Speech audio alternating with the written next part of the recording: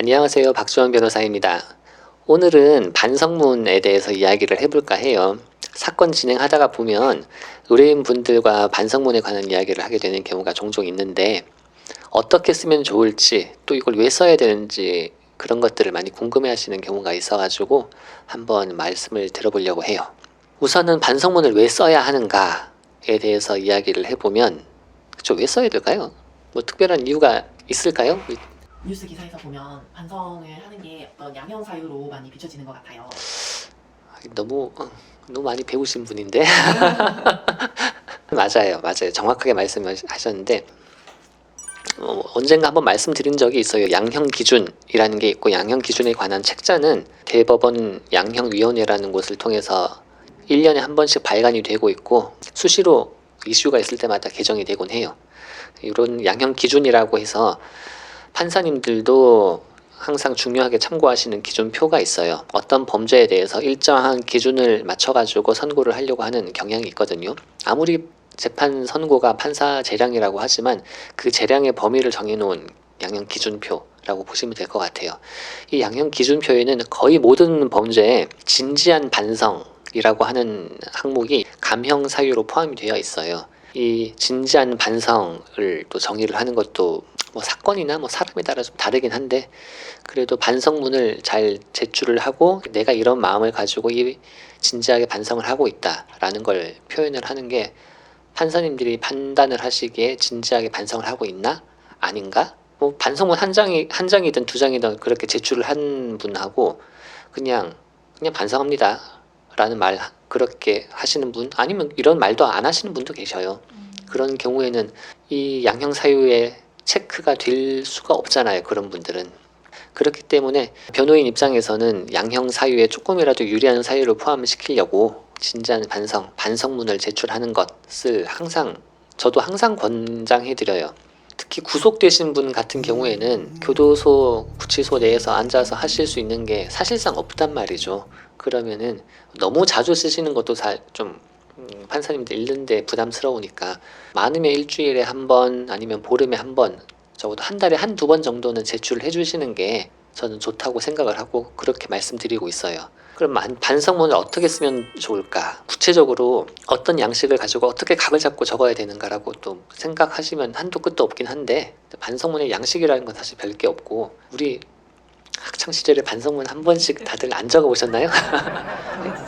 적었죠. 나도 저도 적었어요. 학교에서 교무실에서 무릎 꿇고 자세한 이야기는 생략하도록 하겠습니다. 아무튼 각종의 사유로 인해 가지고 그렇죠. 반성문을 적게 되는 경우가 있는데 그 반성문의 본질이라는 건 학교 시절에 적었던 것이나 지금 판사님에게 제출해야 되는 반성문이나 비슷하다고 볼 수 있습니다.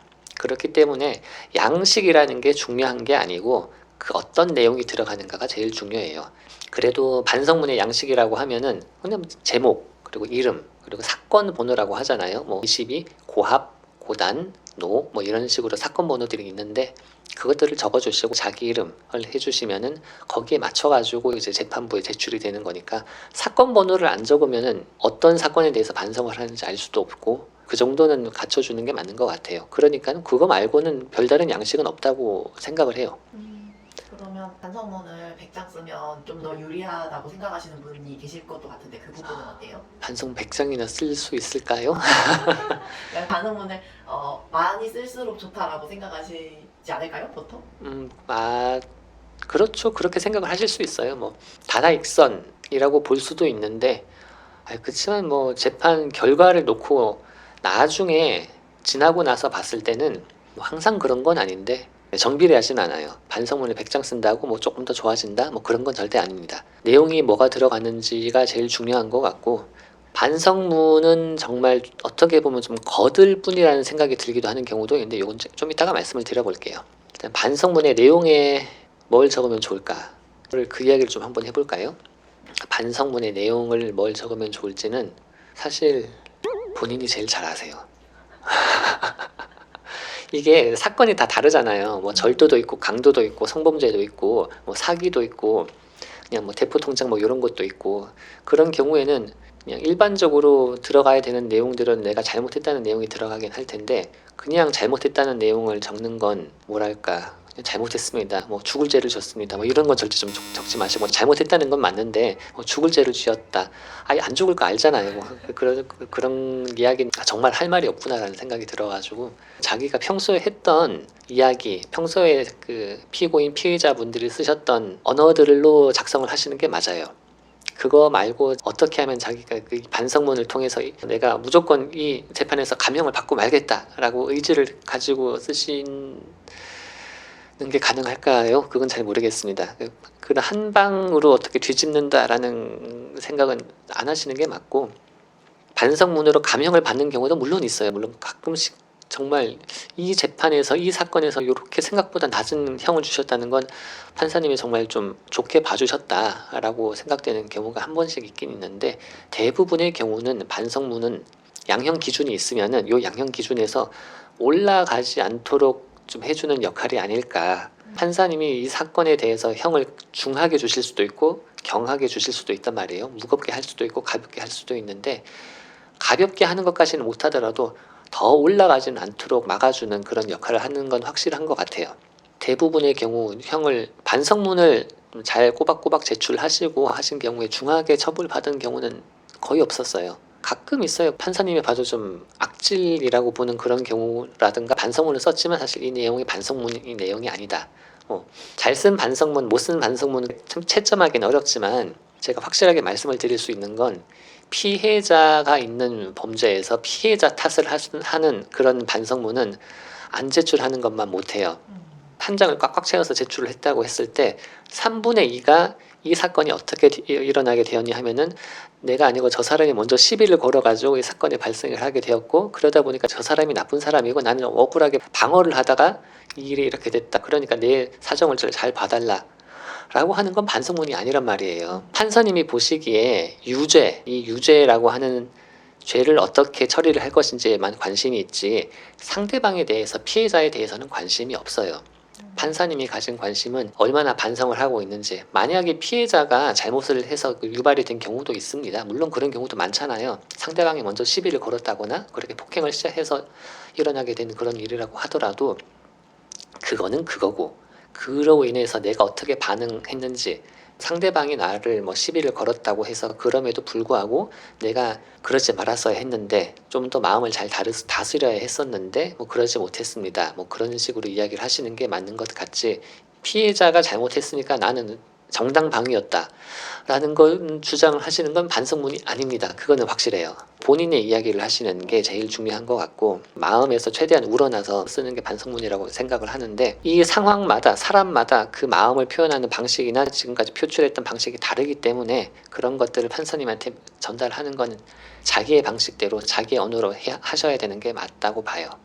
또 뭐 변호인에게 반성문 어떻게 쓰면 좋겠냐, 저 뭐 대신 써줄 수 있냐라고 요구를 하시는 분들이 한 번씩 계십니다. 물론 뭐 그런 100점짜리 반성문 같은 게 있긴 있겠죠. 거기에 맞춰가지고 생각은 해볼 수도 있겠지만은 글쎄요. 예를 들어서 생각을 해봤어요. 제가 반성문을 쓴다면 어떻게 쓸 것인가, 요렇게 쓰겠지라고 생각은 하는데 저 같은 사람이 쓴 반성문은 그 뭐랄까 먹물 냄새가 나요. 제가 쓰면은 아까 머리로 쓰면 안 된다고 말씀을 드렸잖아요. 계산을 할 거예요. 육하 원칙에 따라서. 육하 원칙이라던가 아니면은 여기에 판사님의 신금을 올리기 위해서 이 부분에 대해서 조금 더 강조를 하고 그런 그러니까 좀 엄밀하게 계산된 반성문을 쓰고 싶을 거란 말이죠. 그럼 그거를 모를 것 같아요, 판사님이. 이거 평소에 받아보는 게 아닌데.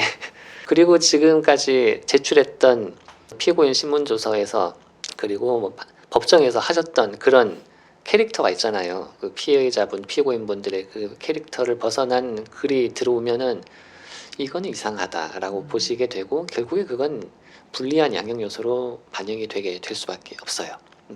불리한 요소로 반영이 됩니다.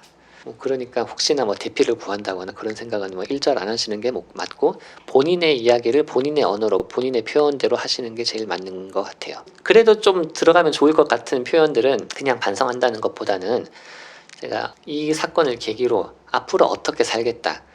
판사님들이 관심을 가지는 건 지난 잘못에 대한 반성도 있지만은 앞으로 이 사람이 어떻게 살 것인지, 그래서 재범을 할 것인지 안 할 것인지를 보신단 말이죠.